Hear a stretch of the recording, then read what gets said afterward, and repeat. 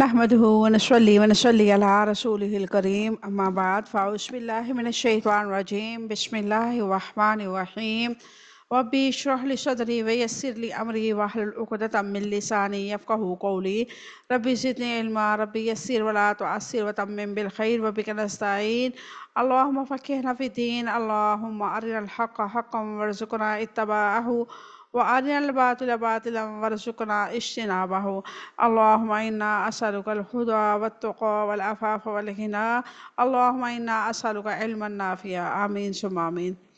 السلام علیکم ورحمۃ اللہ وبرکاتہ۔ امید کرتی ہوں آپ سب خیر وافیت سے ہوں گے، ایمان، صحت اور تقوی کی بہترین حالتوں میں ہوں گے الحمدللہ۔ اللہ تبارک و تعالیٰ سے دعا ہے کہ اللہ تعالیٰ آپ سب کو اپنے حفظ و امان میں رکھے، آپ کی طرف بڑھنے والا ہر شر اللہ تعالیٰ خیر میں بدل دے، اللہ تعالیٰ ہم سب سے راضی ہو جائے۔ اللہ تبارک و تعالیٰ اس ماہ مبارک میں ہمارے دلوں کو نفاق، بغض، کینہ، حسد اور ایسی ہی جو بیماریاں ہیں ان سے بچا کے اپنی اطاعت، فرما برداری اور ہمارے دل کو اپنے نبی کی اطاعت اور محبت سے بھر دے، آمین ثم آمین۔ الحمدللہ ہم چوتھا پارہ دیکھ رہے ہیں۔ ہم نے کل تک دیکھا تھا آیت نمبر 140 تک، اور اس 140 آیات مبارکہ میں اللہ تبارک و تعالیٰ نے کیا فرمایا تھا کہ اگر مسلمانوں کو کوئی تکلیف پہنچتی ہے کفار کی طرف سے، یعنی کہ برے لوگوں کی جانب سے کوئی مسلمانوں کو، مومن کو تکلیف پہنچتی ہے، تو وہ تکلیف میں بھی ان کے لیے یعنی کہ مومن کے لیے اجر ہے، اور اللہ تبارک و تعالیٰ آزماتا ہے ایسی چھوٹی چھوٹی آزمائشوں میں ڈال کے، تنگی، تکلیف، مصیبت میں ڈال کے کہ کون ہے ایسا جو میرے احکامات پہ پھر بھی چلے۔ خوشی میں اور اچھے حالات میں تو ہر کوئی دین پہ چلنے کے لیے راضی ہو جاتا ہے، یعنی کہ جب اس کو خوشیاں مل رہی ہوں یا جب اس کو پرسکون ماحول مل رہا ہو تو وہ جانے انجانے میں یا کہہ لے یا دل سے یا بے دلی کے ساتھ اللہ کا شکر ادا کرتا ہے کہ شکر اللہ کا، لاکھوں سے اچھے ہیں ہم۔ لیکن مومن وہ ہوتا ہے جو تکلیف میں، پریشانی میں، مصیبت میں اپنے رب کا دامن نہ چھوڑے، اپنے رب کا در کو نہ چھوڑے، اپنے رب کی بھیجی ہوئی آزمائش پہ کوئی بھی ایسا الفاظ زبان سے نہ نکالے کفریہ جس سے اس کا رب ناراض ہو سکتا ہے۔ اور اللہ تبارک و تعالیٰ کیا فرماتا ہے کہ وہ جو تکلیف تمہیں ایسے یہود و نصارہ یا ایسے لوگوں کی طرف سے تمہیں پہنچی ہے جو کہ دین سے دور ہیں، تو اس کا مطلب یہ نہیں ہے کہ میں ان کو سپورٹ کر رہا ہوں۔ اصل میں سپورٹ تو تمہاری ہی ہو رہی ہے، کیونکہ تمہیں میں مان، مرتبہ اور عہدہ دینے والا ہوں۔ جیسے فرض کریں یہود و نصارہ کے ہاتھوں میں جیسے فلسطین میں شہید ہو رہے ہیں، تو یہ ان کا رتبہ بلند ہو رہا ہے۔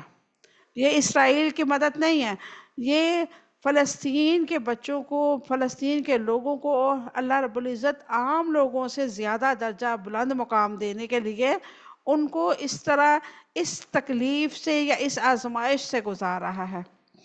تو جو ثابت قدم رہتے ہیں وہ جنت کے حقدار بن جاتے ہیں، جنت کے وارث بن جاتے ہیں۔ اور اللہ تعالیٰ آخر میں کیا فرماتا ہے کہ میں ظلم کرنے والوں کو پسند نہیں کرتا، میں محبت نہیں کرتا ان لوگوں سے جو ظلم کرتے ہیں۔ اب سوچنے کی بات یہ ہے کہ ظلم کس کو کہتے ہیں؟ سب سے بڑا ظلم یہ ہے کہ ہم اپنے رب کے تعلق توڑ کے دنیا کے ساتھ تعلق جوڑتے ہیں۔ سب سے بڑا ظلم یہ ہے کہ ہم اپنے رب کے ساتھ مخلص نہیں ہوتے، اپنے ساتھ مخلص نہیں ہوتے۔ اور سب سے بڑا ظلم یہ ہے کہ ہم شریعت کو چھوڑ کے من گھڑت قصے، کہانیاں اور من گھڑت عقائد کے پیچھے چلے جاتے ہیں۔ یہ سب سے بڑا ظلم ہے۔ اللہ رب العزت فرماتا ہے ان الشرک لظلم عظیم، سب سے بڑا ظلم جو ہے وہ ہے شرک کرنا۔ اور ہمارے ہاں اکثریت ایسے لوگ ہیں جو مزارات، فوت شدگان اور پیروں فقیروں کو اپنا سب کچھ مانتے ہوئے اللہ کے در سے دور ہو جاتے ہیں۔ اللہ تبارک و تعالیٰ سے دعا ہے کہ اللہ تعالیٰ ہمیں اپنے دین کے لیے خالص کر لے، اب ہمارے دلوں میں اپنی محبت خالص کر لے، آمین ثم آمین۔ آج انشاءاللہ ہم دو آیات مبارکہ دیکھیں گے، 141 اور 142۔ تو آغاز کرتے ہیں آج کی آیت مبارکہ کا۔ اعوذ باللہ من الشیطان الرجیم بسم اللہ الرحمن الرحیم۔ وَلِيُمَحِّصَ اور تاکہ خالص کر لے اللہ تعالیٰ الذین ان لوگوں کو جو آمنو ایمان لائے ویمحقا اور وہ مٹا دے کافرین کافروں کو یا حسبتم تم نے گمان کر لیا ان کہ تدخلو تم داخل ہو جاؤ گے جنت میں ولما حالانکہ ابھی تک نہیں جانا اللہ تعالیٰ نے الذین ان لوگوں کو جاہدو جنہوں نے جہاد کیا منکم تم میں سے وَيَعْلَمُ اور وہ جان لے صابرین صبر کرنے والوں کو۔ یہ تھی آج کی ہماری 2 آیات مبارکہ۔ اب ہم اس کے روٹ ورڈ دیکھتے ہیں انشاءاللہ۔ وَلِيُمَخِّصَ تاکہ خالص کر لے میم ہا صاد اس کا روٹ ورڈ ہے، وَيَمْحَقَ اور وہ مٹا دے میم ہا قاف اس کا روٹ ورڈ ہے، حسبتم تم نے گمان کر لیا، ہا سین با اس کا روٹ ورڈ ہے۔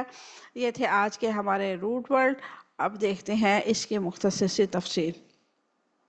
وَلِيُمَحِّصَ اللَّهُ الَّذِينَ آمَنُوا وَيَمْحَقَ الْكَافِرِينَ اور تاکہ اللہ تعالیٰ ان لوگوں کو خالص کر لے جو ایمان لائے اور کافروں کو مٹا دے۔ وَلِيُمَحِّصَ اللَّهُ الَّذِينَ آمَنُوا اور تاکہ اللہ تعالیٰ ان لوگوں کو خالص کر لے جو ایمان لائے۔ تمخیص سے مراد کیا ہے؟ تمخیص سے مراد اختیار کرنا، چن لینا، تحریر کرنا اور خالص کرنا۔ تحریر اور خالص سے مراد گناہوں سے پاک اور صاف کرنا ہے، یعنی کہ وَلِيُمَحِّصَ کا مطلب یہ ہے کہ اللہ تبارک و تعالیٰ ان لوگوں کو چنے گا، ان لوگوں کو نکالے گا ایسے لوگوں میں سے جو کفر کرتے ہیں۔ 2 گروہ آپس میں جب ٹکراتے ہیں، ایک حق پہ ہوتا ہے اور ایک باطل ہوتا ہے، اور جو حق پہ ہوتا ہے نا اس کو اگر تکلیف آ رہی ہے، کوئی مصیبت آ رہی ہے، کوئی پریشانی آ رہی ہے، لیکن وہ حق پہ ہے، وہ ڈٹا ہوا ہے، تو اللہ تبارک و تعالیٰ اس کی یہ اخلاص کو دیکھ رہا ہے، اس کو پاک کر رہا ہے، اس کو پاکیزہ، اس کا دل جو ہے وہ صاف کر رہا ہے، اس کو خالص کر رہا ہے۔ اللہ تبارک و تعالیٰ کسی کو آزمائش میں ڈال کے یہ نہیں ہے کہ اس آزمائش کے بعد اس کو اللہ تبارک و تعالیٰ بھول جاتا ہے معاذ اللہ، یا اللہ تعالیٰ اس کی طرف دیکھتا ہے۔ کسی بھی تکلیف میں ڈالنے کا مطلب اللہ تبارک و تعالیٰ کا یہ ہوتا ہے، یا تو وہ اللہ تعالیٰ کو بندہ پسند ہوتا ہے لیکن وہ دین سے دور ہوتا ہے، اللہ تعالیٰ اسے آزمائش میں ڈالتا ہے، مصیبت میں ڈالتا ہے تاکہ یہ اللہ کی طرف لوٹ آئے۔ یا پھر نیک لوگوں کو جب آزمائش آتی ہے تو اللہ تبارک و تعالیٰ دیکھنا چاہتے ہیں اور دوسروں کو یہ بتانا چاہتے ہیں کہ ایسے مومن ہوتے ہیں، اتنی تکلیف کے، اتنی پریشانی، اتنی بڑی آزمائش کے بعد بھی اس کے قدم ڈگمگائے نہیں، اور جن کے قدم ڈگمگا جاتے ہیں وہ ظاہر ہو جاتا ہے کہ یہ لوگ جو ہے خالص نہیں ہیں۔ اللہ تبارک و تعالیٰ اپنی جنت کے لیے ایسے لوگوں کو چنے گا جو خالص اللہ سے محبت کرتے ہوں گے۔ آپ اپنا جائزہ لیں، اپنا محاسبہ کریں، آپ چیک کریں اپنے آپ کو، آپ کتنی اللہ سے محبت کرتے ہیں، آپ کون سا کام اللہ کی وجہ سے چھوڑ رکھا ہے، دنیاوی ڈر سے نہیں ہے، کسی کے ڈر سے نہیں ہے، اپنے رب کے ڈر سے اپنے آپ کو اپنے رب کے سامنے حاضر سمجھتے ہوئے ایسے گناہوں کو، ایسے کاموں کو اپنے آپ کو بچا کے کتنی یعنی کہ ہم نے کس حد تک اپنے آپ کو بچا کے رکھا ہوا، یہ اپنا محاسبہ کریں، ہمیں پتہ چلے گا ہمارا ایمان کا لیول کہاں تک ہے۔ اور دعا کیا کریں، اگر ایمان کا لیول کم ہے تو دعا کیا کریں، یا مقلب القلوب ثبت قلبی علی دینک۔ اللہ تبارک و تعالی ہمارے دلوں کو پھیر دے اپنی اطاعت، اپنی فرما برداری اور اپنے دین کی طرف۔ اللہ تبارک و تعالی ہماری دعاؤں کو رد نہیں کرتا۔ دعائیں تب رد ہوتی ہیں جب اخلاص کے ساتھ نہ مانگی جائے، دعائیں تب رد ہوتی ہیں جب حرام کا نوالا کھایا جائے، دعائیں تب رد ہوتی ہیں جب رب کی نافرمانی کی جائے۔ آپ اپنے رب کی فرما برداری کرنے والے بن جائیں، آپ حیران ہوں گے کہ آپ کی دعائیں ایسے قبول ہوتی ہیں کہ انسان کا تصور بھی وہاں پہ نہیں جاتا جہاں سے اللہ تعالیٰ آپ کو نکال لاتا ہے۔ تو اللہ تبارک و تعالیٰ کی محبت میں اگر ہم کچھ چھوڑ رہے ہیں، اگر ہم کچھ ایسا کام کر رہے ہیں تو اس کو چھپا کے رکھیں، اپنی نیکیوں کو ہمیشہ چھپا کے رکھا کریں، اپنی نیکیوں کی بڑی حفاظت کیا کریں، کیونکہ نیکیوں کو بڑی جلدی نظر بھی لگتی ہے اور بڑی جلدی یہ ضائع بھی ہو جاتی ہیں۔ اس کو زائل ہونے سے بھی بچائیں اور اس کو نظر لگنے سے بھی بچائیں۔ اپنے کچھ ایسے اعمال رکھیں جو آپ کے اور آپ کے رب کے سوا کسی کو معلوم نہ ہو، جیسے تہجد کی نماز ہے، جیسے ذکر اذکار کرنا ہے، جیسے صدقہ کرنا ہے، خاص طور پہ صدقہ کرنا اور تہجد کی نماز اگر آپ پڑھتے ہیں کرتے ہیں تو اس کو چھپا کے رکھیں، اتنا اسے چھپا کے رکھیں کہ آپ کو ڈر ہو کسی کو پتہ چلے گا تو میرا ضائع ہو جائے گا اعمال۔ اور ایسے میں یہ جو آپ کی فیلنگ ہوگی نا، یہ آپ کو جنت تک لے جائے گی۔ جب ہمیں ڈر ہوتا ہے نا کہ ہم جو ہیں اپنے رب کے سامنے جا رہے ہیں، ہمارے اعمال اتنے بھرے ہیں گناہوں سے، اللہ کیسے ہمیں معاف کرے گا؟ تو اللہ کو وہ حالت ہمیں اتنی پسند آتی ہے کہ اللہ تعالیٰ ہمارے گناہوں پہ سارے پہ قلم پھیر دیتا ہے، کن فرما دیتا ہے کہ جاؤ میں نے تمہیں معاف کیا۔ لیکن اگر ہم گناہ کر کے اس کو فخری انداز میں لوگوں کے سامنے رکھتے ہیں کہ ہاں میں تو یہ ہوں، میں تو وہ ہوں، میں نے تو اس کو اتنی یہ سنائی، وہ تو چپ ہو گئی، میرے منہ کی طرف دیکھتی رہ گئی، تکتی رہ گئی، یہ ہو گیا وہ ہو گیا، میں نے اس کو ایسی کلاس لی، میں نے یہ کیا، میں نے وہ کیا۔ یہ کیا ہے؟ یہ آپ کے ایمان کو خراب کرنے والی باتیں ہیں۔ ایمان کا لیول اگر چیک کرنا ہے تو ایسے انسان کو معاف کر کے دیکھیں جس نے آپ کے ساتھ بہت زیادتیاں کی ہیں، بہت زیادتیاں کی ہیں، آپ اس کو معاف کر دیں اور اس کو احساس بھی نہ ہونے دیں کہ تم نے مجھ ساتھ کتنی زیادتیاں کی ہیں۔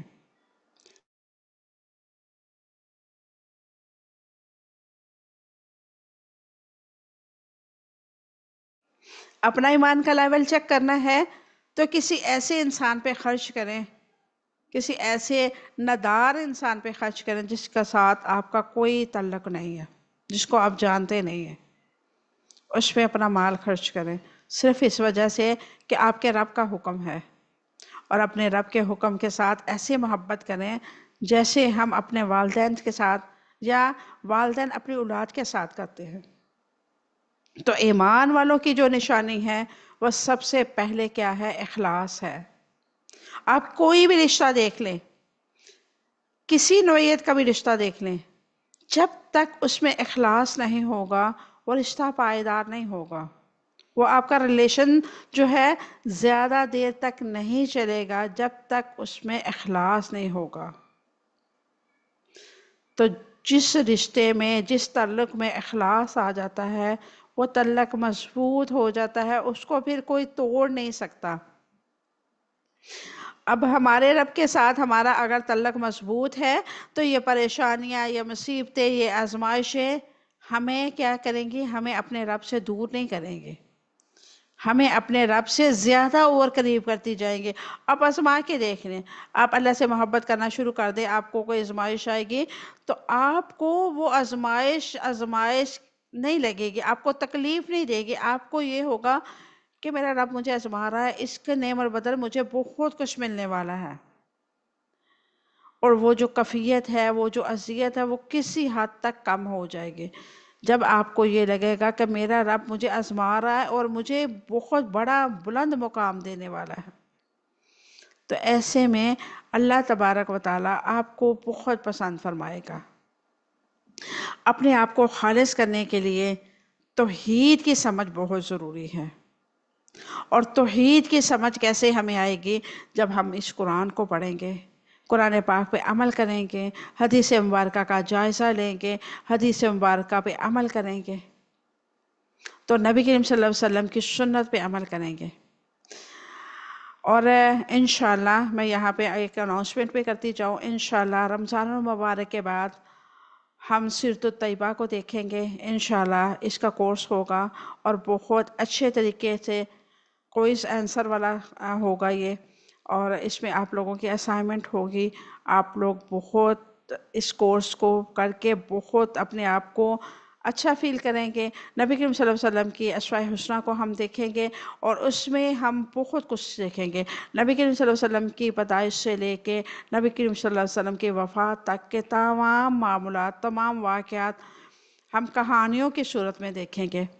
یعنی کہ ہم اس کو ایک ایسے انداز میں پڑھیں گے سیرت کو کہ جیسے ہم ڈائجسٹ میں یا کسی ایسے رسالے میں یا ناول میں ہم کہانی پڑھتے ہیں نا، تو ویسے انشاءاللہ ہم پڑھیں گے. تو میں امید کرتی ہوں آپ سبھی میرے اسٹوڈنٹ اس کورس کو جوائن کریں گی، اور اس میں آپ لوگوں کو بہت کچھ سیکھنے کو ملے گا. نبی کریم صلی اللہ علیہ وسلم کے محبت کرنے کا مزید ہمارے دلوں میں اللہ تبارک و تعالی شمع جلائے گا. اور میں امید کرتی ہوں اللہ تبارک و تعالی ہمیں اس لائق بنائے گا کہ ہم نبی کریم صلی اللہ علیہ وسلم کی سیرت پر بات کر سکے، سیرت طیبہ پہ بات کر سکے. اللہ تبارک و تعالیٰ سے میں دعا کرتی ہوں اللہ تعالیٰ ہمیں اس کام کے لیے خالص کر لے. اللہ تبارک و تعالیٰ سے دعا ہے کہ اللہ تعالیٰ ہمیں دنیا اور آخرت کے بہترین کام کرنے والا بنا دے. آمین ثم آمین.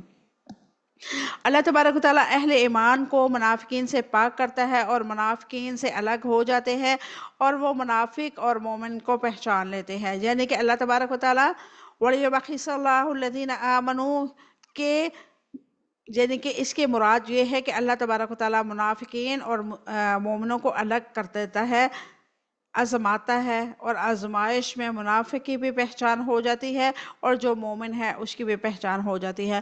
وَيَمْحَقَ الْكَافِرِينَ اور کافروں کو مٹا دیتا ہے. اللہ تعالیٰ کافروں کو کیسے مٹاتا ہے؟ کافروں کو مٹانے کے لیے اللہ تعالیٰ کا طریقہ کار عجیب ہے. اللہ تعالیٰ وقتی فتح سے انہیں تکبر اور سرکشی میں مبتلا کر دیتا ہے. یہی چیز ان کی ہلاکت اور بربادی کا سبب بنتی ہے. وَيَمْحَقَ اور کافروں کو مٹا دے گا. اللہ تعالیٰ کفر اور کافروں کے آثار مٹا دیتا ہے. فرعون کے آثار ہیں آپ کے پاس؟ ہارون، کامان، کسی کو بھی ان کی نسل کا پتہ ہے کہاں گئی؟ جبکہ مومنوں کی جو ہے نسل اللہ رب العزت تا قیامت ان کے نام، ان کی نسلوں کو آباد رکھے گا. حضرت ابراہیم علیہ السلام دیکھ لیں، تمام انبیاء دیکھ لیں، نبی کریم صلی اللہ علیہ وسلم دیکھ لیں، نبی کریم صلی اللہ علیہ وسلم کے آگے ازواج مطہرات کا ذکر، آگے اہل بیت کا ذکر، صحابہ اکرام کا ذکر، تبع تابعین کا ذکر. یہ کون لوگ ہیں؟ یہ مومنین ہیں. اور کافروں میں سے ابو جہل کی نسل کا کسی کو پتہ ہے؟ ابو لہب کی نسل کا کسی کو پتہ ہے؟ کسی کو کچھ نہیں پتا. کہاں گئے آئے. اللہ تبارک و تعالیٰ ہر اس انسان کو مٹا دیتا ہے جو اس کے راستے میں، حق کے راستے میں رکاوٹ بنتا ہے، وہ بے شک مومن ہو، مسلمان ہو یا کافر ہو. کیونکہ مسلمانوں میں بھی ایسے بہت سارے لوگ ہوتے ہیں جو مومنوں کی بڑی رکاوٹ بنتے ہیں، بہت بڑی رکاوٹ بنتے ہیں. اللہ تبارک و تعالیٰ ہر اس انسان کو مٹا دے گا جو اس کے اور اس کے بندے کے درمیان میں رکاوٹیں پیدا کرے گا. داعی اللہ کے کام میں رکاوٹ پیدا کرنے والے کو اللہ تبارک و تعالیٰ نیست و نابود کر دیتا ہے. آگے اللہ رب العزت نے فرمایا ہے ام حسبتم ان تدخلوا الجنة ولما يعلم الله الذين جاهدوا منكم ويعلم الصابرين. کیا تم نے گمان کر لیا کہ تمہیں جنت میں داخل ہو جاؤ گے تم، حالانکہ اللہ تعالیٰ نے ابھی تک تو ان کو نہیں جانا جنہوں نے تم میں سے جہاد کیا، اور تاکہ وہ جان لے کہ صبر کرنے والوں کو. اب حسبتم ان تدخلوا الجنت، کیا تم نے گمان کر لیا کہ تم جنت میں داخل ہو جاؤ گے؟ اس سے کس چیز کی طرف توجہ دلائی گئی ہے؟ یعنی یہ سمجھ لینا، نہ سمجھ لینا، اور نہ تمہارے دل میں یہ خیال آئے کہ تم کسی مشقت اور اللہ کی راہ میں اس کی رضا کے لیے کوئی تکلیف اٹھائے بغیر جنت میں داخل ہو جاؤ گے.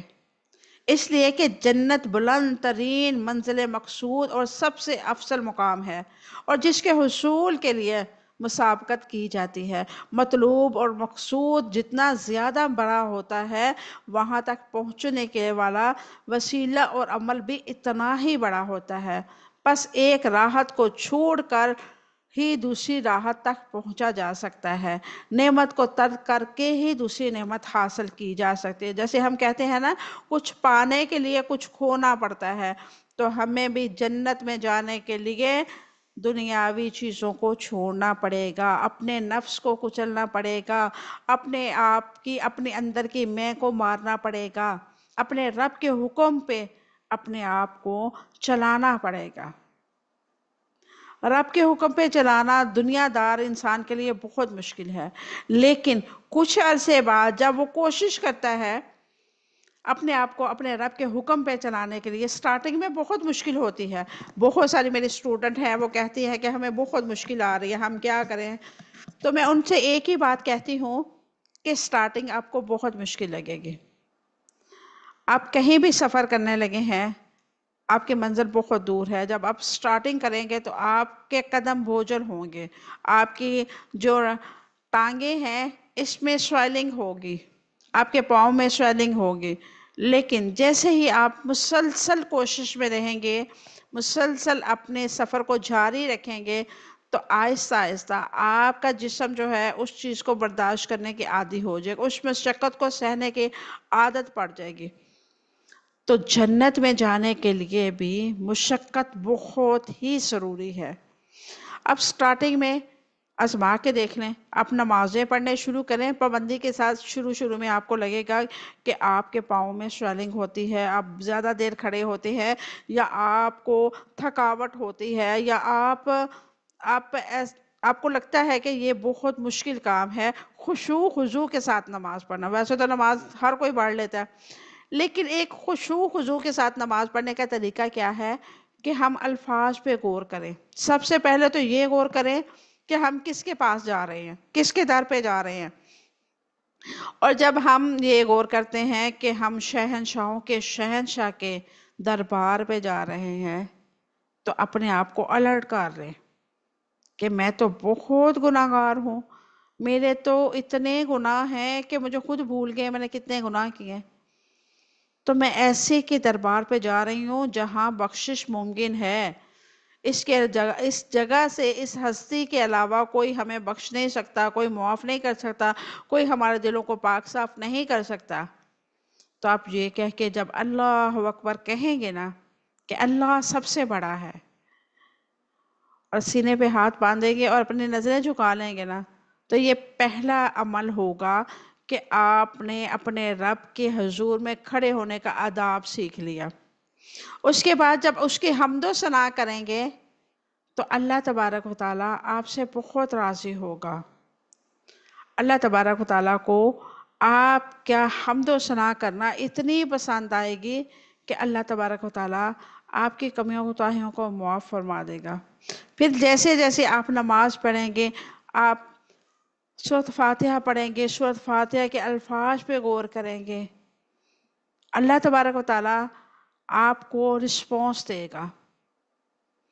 اور یہ رسپانس کیسے آپ کو محسوس ہوگا؟ آپ کا دل جو ہے، آپ کے دل کی دھڑکنیں چینج ہوں گی جب آپ خشوع خضوع کے ساتھ نماز پڑھیں گے۔ تو یہ پہلی آپ کی مشقت ہوگی، پہلا سٹیپ ہوگا جہاں پہ آپ نے اپنے آپ کو بدلنا ہے، کیونکہ سب سے پہلے نماز کو دیکھا جائے گا۔ جس کی نماز درست نکل آئی، سمجھ لیں اس کے سبھی ارکان درست نکل آئے۔ اور نماز کیسے ہم نے پڑھی ہے؟ نبی کریم صلی اللہ علیہ وسلم کی حدیث مبارکہ آپ لوگوں نے پڑھ لی ہے، صلو کما رأیتمونی اصلی، نماز تم ویسے ہی پڑھو جیسے تم نے مجھے پڑھتے ہوئے دیکھا۔ اب نماز نبی کریم صلی اللہ علیہ وسلم نے کیسے پڑھی ہے؟ نماز نبوی آپ لوگوں کے سامنے ہے۔ جس کو نہیں معلوم کہ نبی کریم صلی اللہ علیہ وسلم کیسے نماز پڑھتے تھے، مارکیٹ جائے، نماز نبوی خریدے اور آ کے اس کو پڑھے، اس کے مطابق نماز پڑھے۔ دیکھیں ہم جتنے بھی اعمال کرتے ہیں، اگر سنت کے مطابق ہیں تو وہ قبول ہو رہے ہیں، اگر سنت کے مطابق نہیں ہیں تو وہ ہماری صرف مشقتیں ہیں۔ کیونکہ جنت میں جانے کے لیے ہمارا جو پاسپورٹ ہوگا اس کے اوپر نبی کریم صلی اللہ علیہ وسلم کی شریعت کی مہر لگنا ضروری ہے۔ جیسے ہم عمرہ کرنے جاتے ہیں، حج کرنے جاتے ہیں، تو سعودیہ کی طرف سے ہمارے پاسپورٹ پہ مہر لگ کے آتی ہے، ٹھیک ہے؟ ایسے ہی ہمارے جو جنت کا پاسپورٹ ہے اس کے اوپر نبی کریم صلی اللہ علیہ وسلم کی شریعت کی مہر جب تک نہیں ہوگی ہم جنت میں نہیں جائیں گے۔ اب لوگ کہتے ہیں کہ فلاں نماز ایسے پڑھتے ہیں، فلاں نماز، بھائی کیسے بھی کوئی نماز پڑھے، ہمیں کسی فرقے کے ساتھ کوئی لینا دینا نہیں ہے، نہ ہم وہابی ہیں، نہ ہم سنی ہیں، نہ ہم شیعہ ہیں، نہ ہم بریلوی ہیں، نہ اہل حدیث ہیں، ہم کچھ بھی نہیں، ہم صرف مسلمان ہیں۔ اور مسلمان جو ہے وہ اپنے نبی کی اتباع کرتا ہے، اور نبی کریم صلی اللہ علیہ وسلم کی سنت پہ عمل کرتے ہوئے نماز اگر پڑھیں گے تو ہماری نماز قبول ہوگی، اور ہماری نماز جب درست ہو جائے گی تو سمجھ لیں زندگی کا آدھا حصہ ہمارا جو ہے وہ درست ہو گیا۔ نماز درست ہوگی، ہم اذکار کریں گے وہ درست ہوں گے، ہم دعا مانگیں گے وہ دعائیں قبول ہوں گی، ہمارا دل کو اللہ تبارک و تعالیٰ پھیر دے گا۔ ہم ایک نماز خشوع خضوع کے ساتھ پڑھ کے دیکھیں، آپ لوگوں کی اسائنمنٹ سمجھ لیں گے، آپ لوگ اس طرح نماز پڑھیں جیسے میں آپ لوگوں کو اکثر بتاتی ہوں کہ نماز پڑھنے کا طریقہ یہ ہونا چاہیے، اب ویسے نماز پڑھیں، آپ کے دل میں ایسی خوشی آئے گی، آپ کا دل اتنا اپنے آپ کو اچھا فیل کروائے گا، آپ کو لگے گا کہ دنیا میں تو مجھے اس سے زیادہ خوشی مل ہی نہیں سکتی۔ اور جب یہ خوشی آپ کو محسوس ہوگی، آپ کو لذت محسوس ہوگی عبادت کرتے ہوئے، تو آپ کا دل کرے گا کہ آپ اگلی نماز بھی ایسے ہی پڑھیں۔ اور اسی طرح جب ہم قرآن پڑھتے ہیں، قرآن پاک پہ تلفظ پہ غور کرتے ہیں، تو ہمارے دل میں یہ تمنا جاگتی ہے کہ ہم قرآن کو اور پڑھیں، اور پڑھیں، اور پڑھیں، اور خوبصورت کر کے پڑھیں۔ میری تو یہ عادت ہے، میں اپنی عادت بتاؤں، میری یہ عادت ہے کہ اگر مجھے لذت محسوس ہو رہی ہے قرآن پڑھتے ہوئے تو میں قرآن کو مزید آہستہ کر دیتی ہوں پڑھنے کے، اس کو مختلف انداز میں پڑھنے کی کوشش کرتی ہوں، مختلف لہجے اپنا کے پڑھنے کی کوشش کرتی ہوں کہ مجھے کون سی میں زیادہ لذت محسوس ہوتی ہے۔ تو ایسے کرنے سے اللہ تبارک و تعالیٰ بھی راضی ہوتا ہے، اللہ تعالیٰ خوش ہوتا ہے کہ دیکھو میرے بندی کس قدر خوبصورت انداز میں پڑھنے کی کوشش کر رہی ہے، اس کو کتنی لگن ہو رہی ہے، یہ بار بار مختلف انداز اپنا رہی ہے۔ آپ کا تلفظ ٹھیک نہیں ہے، آپ کانوں میں ہینڈ فری لگائیں، کسی بھی امام کعبہ کی آپ وائس سنیں، کوئی بھی تلاوت لگا لیں، آپ اس کو بار بار رپیٹ کریں، ان کے ساتھ پڑھیں، اپنے لہجے کو درست کرنا شروع کریں، انشاءاللہ آپ کا تلفظ بھی ٹھیک ہوگا۔ اور انشاءاللہ رمضان المبارک کے بعد بھی ہم نازلہ کورس شروع کروانے لگے ہیں۔ میں نے وہ کورس کون سا کورس تھا جی، سورۃ کہف کا کورس جو میں نے آپ لوگوں کا ٹیسٹ لیا تھا، تو اس میں مجھے لگا کہ آپ لوگوں کو نازے کی یعنی کہ نازہ تلفظ درست کی بہت اشد ضرورت ہے۔ تو انشاءاللہ ہم نازہ کورس بھی رمضان المبارک کے بعد شروع کر رہے ہیں، اور اس کے ساتھ ساتھ سورۃ طیبہ کا کورس شروع کر رہے ہیں۔ یہ 2 کورس انشاءاللہ ہوں گے رمضان المبارک کے بعد۔